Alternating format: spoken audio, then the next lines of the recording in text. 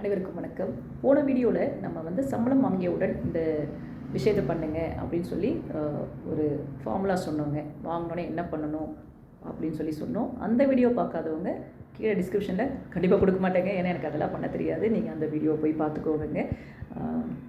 ஒரு விஷயம் சொல்லியிருந்தோம், இத்தனை அமௌண்ட்டை அத்தியாவசியத்துக்கு எடுத்து வச்சுக்கோங்க, இத்தனை அமௌண்ட்டை வந்து சேவிங்ஸ்க்கு வச்சுக்கோங்க, இத்தனை அமௌண்ட்டை வந்து ஹாப்பி ஸ்பெண்டிங்க்கு வச்சுக்கோங்க அப்படின்னு சொல்லிட்டு. இதை பார்த்துட்டு சில பேர் என்ன சொன்னாங்க, வரலட்சுமி நான் வாங்குறதே 30,000 ரூபாய் சம்பளம், அந்த 30,000 ரூபாய் சம்பளத்தில் வந்து நான் எங்கே போய் சேமிக்கிறது அப்படின்னு சொல்லி கேட்டாங்க.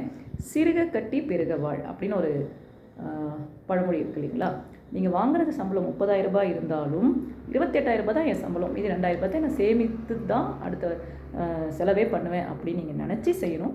வருமானத்துக்குள் வாழணும்னு சொல்லுவாங்க, ஆனால் என்னை பொறுத்த வரைக்கும் பார்த்திங்கன்னா வருமானத்திற்கு கீழ் வாழணும். அப்படி வாழ்ந்தால் தாங்க இன்னையோடைய விலைவாசி இன்ஃப்ளேஷன் ரேட்டுங்கிறோம், நம்ம இன்றைக்கி 6%ங்கிறோம், இன்னும் ஒரு 10 வருஷம் கழிச்சு பார்த்திங்கன்னா அது 8% ஆகிடும்.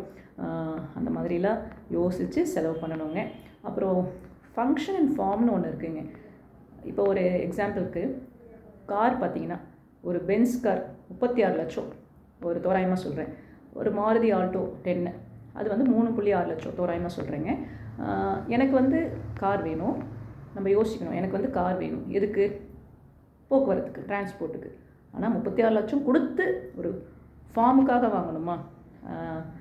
ஒரு தேவையில்லாத எதுக்குங்க 36 லட்சம்? எனக்கு போகணும் அவ்வளோதான். ஆல்டோ காரும் போகும், ரைட்டுங்களா? நான் ஒரு கம்பேரிஷனுக்காக தான் இந்த 2 இதையும் சொல்கிறேங்க, வேறு எதுக்கும் இல்லை. அப்போது எனக்கு வந்து 3.5 லட்சம் காரே போதுங்க அப்படின்னு நம்ம யோசிக்கணும். சரி, அப்போ இந்த இது ரெண்டுமே ஃபங்க்ஷன், ஃபார்முக்காக பென்ஸ் கார், ஓகேங்களா? நிறையா சம்பாதிச்சாச்சு, நிறையா சேவ் பண்ணியிருக்கோம், பணம் நிறையா இருக்குது, அவங்களாம் வந்து பென்ஸ் கார் வாங்கலாங்க. இனிமேல் தான் சேமிக்கணும், முதலீடெல்லாம் பண்ணணும், சிறிய வயது அப்படின்னு இருக்கவங்களாம் வந்து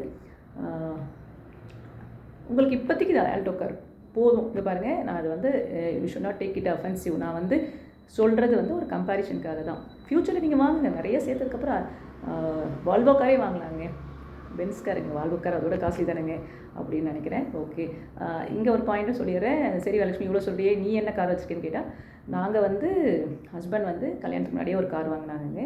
பார்த்திங்கன்னா டாட்டா இண்டிகா டிஎல்எஸ்ங்க. அது வாங்கி 15 இயர்ஸ் முடிஞ்சு, அது வந்து அவங்க டவுன் பேமெண்ட்லாம் இல்லைங்க, ஃபுல்லாக கேஷ் கொடுத்து தான் வாங்கினாங்க. அப்போது அவங்க படிக்கிற காலத்தில், ஐ மீன் ஜாப் ஜாயின் பண்ண காலத்தில், படித்து முடிச்சு ஜாப் ஜாயின் பண்ண காலத்தில். அப்போது 4 லட்சம் இருந்தது, இன்றைக்கி எவ்வளோன்னு எனக்கு தெரியலைங்க. அந்த காரை வச்சு தான் இன்னும் ஓட்டிகிட்ருக்கோம், அதை சொல்ல வரேங்க.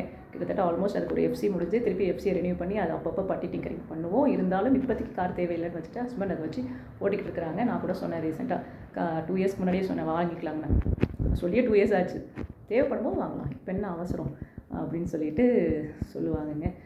நாம் பண்ணுற செலவு தேவைக்காகவா பெருமைக்காகவா அப்படின்னு யோசிக்கணுங்க.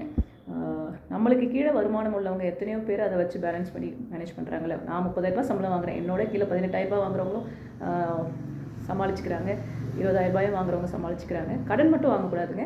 ஒரு விஷயம் சொல்லிக்கிறேன், ஒரு தம்பி சொன்னார், அக்கா என்கிட்ட கடன் இருக்குது, நான் எப்படிக்கா வந்து சேமிக்கிறது அப்படின்னு. முதல்ல கடன் அடைங்க. கடனுங்கிறது ஒரு கடன் பட்டா நெஞ்சம் போல் கலங்கினான் இலங்கை வேந்தன் அப்படின்னு இருக்கும் இல்லைங்களா. அதனால் என்ன கடனாக இருந்தாலும் சரி, அது சிறிய கடனாக இருக்கும்போதே அடைச்சிடணுங்க. பெரிய கடனாக இருந்தாலும் அடைச்சிடணும். சிறிய கடனை விட்டிங்கன்னா அது பெரிய கடனாகி கப்பலே மூழ்கடிச்சுன்னு சொல்லுவாங்கங்க. அதனால் கடன் வாங்காதீங்க. அப்புறம் இன்றைக்கி பேப்பர் பார்க்கும்போது தங்கம் கிராம் சவரன் 71,000 ரூபாய் 200ன்னு போட்டிருக்குங்க, விண்ணை தொட்டுடுச்சு. நான் எப்பயும் சொல்கிறது தான், 1 கிராமாவது வாங்குங்க 3 மாதத்துக்கு ஒரு தடவை. என்ன சொல்லுதுங்க, தங்கம் விலை ஏறிக்கிட்டே போகுது. ஒரு வார இதழில் கூட படிச்சுங்க, சவரன் கணக்கில் தங்கம் வாங்க முடியாதவர்கள் கிராம் கணக்கிலையாவது வாங்கி வைங்க, இன்னும் தங்கம் ஏறித்தான் போகும், குறைஞ்சாலும் ரொம்ப குறையாதுன்னு அப்படிலாம் சொல்கிறாங்கங்க. சேஃப்டி தங்கம், அதுக்குன்னு நீங்கள் போய் கடன் வாங்கி தான் தங்கம் வாங்கணும்னு நான் சொல்லுங்க. உங்களுடைய சேமிப்பில் ஒரு 10%ஆவது தங்கத்துக்கு ஒதுக்குங்க. நான் சொல்கிறது 10%, சரிங்களா? இது என்னுடைய தோராய கணக்குங்க. ஓகேங்க. ஸோ உங்களுடைய செலவுகள் தேவைக்காகவா அல்லது பெருமைக்காகவா? சேமிங்க. சேவ் பண்ணுற ஒவ்வொரு காசும் சம்பாதிக்கிற ஒரு காசுக்கு சமங்க. மீண்டும் வேறு ஒரு வீடியோவில் சந்திக்கிறேன். நன்றிங்க.